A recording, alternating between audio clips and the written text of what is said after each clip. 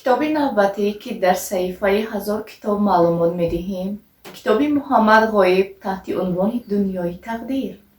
کتاب دنیای تقدیر کتاب 18 در سلسله کتاب‌های 30 سالگی استقلالیت است. کتابی نامبرده از طریق مؤسسه نشریه معارف سال 2019 نشر شده است. کتاب از 240 صفحه یعنی 15 جزء چاپی عبارت است. صفحه های درون کتاب یک رنگ بوده، مقابلش رنگه می باشد.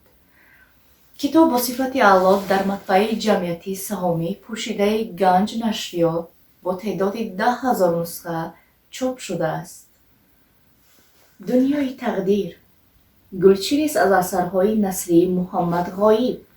مؤلف از طریق قصه و حکایه و اوچرک و هجویه ها تلاش نموده است پیرامون مسائل مهم زندگی، عشق و محبت، درد و هجران، جوانمردی و وطن پرستی، نکویی و زشتی، دوستی و رفاقت به خواننده خود پیغام بفرستد که از انسان جز نکویی و کرم و خوبی و محبت چیزی باقی نخواهد ماند. محمد غایب 16 مارس سال 1954 در ناحیه دنغره به دنیا آمده است.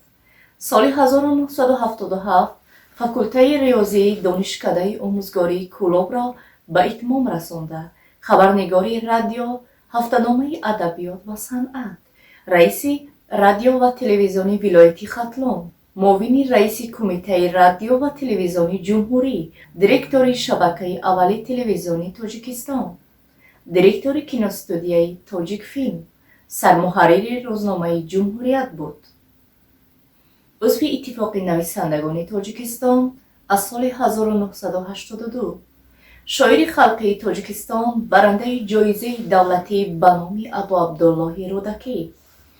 این کتاب برای آنهایی که می‌خواهند به ایجادیات محمد غایب شناسایی پیدا کنند دستور خوب است. کتاب را از مغازه‌های کتاب می‌توانید دسترس نمایید. این بود معلوماتی مختصر درباره کتاب محمد غایب تحت عنوان دنیای تقدیر. نوابسته از تضادهای زندگی با شما تنها کتاب همنشین و همصحبت است. زیرا یگانه دوستی که شما را فریب نمی‌دهد و بی آزار است این کتاب میباشد. کتاب خوانید و با ما باشید. پخش نمودن تگمچه قید را فراموش نکنید. خیر دوستان عزیز، تا نشری نوبتی صحیفه 1000 کتاب.